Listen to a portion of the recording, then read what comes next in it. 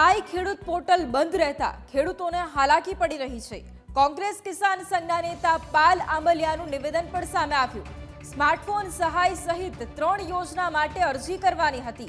ગઈકાલે સાંજ સુધી સર્વર ખુલ્યું જ ન હોવાથી લોકો હેરાન થયા છે। ખેડૂતોને થતી હેરાનગતિ માટે જવાબદારી કોની તેવો આંબલિયાએ સવાલ કર્યો છે। સર્વર ન ખુલે તો પહેલાની જેમ ફિઝિકલ અરજી સ્વીકારાય। ખેડૂતો સબસિડી યોજનાનો લાભ નથી લઈ શક્યા તેવું પણ પાલ આંબલિયાએ કહ્યું છે।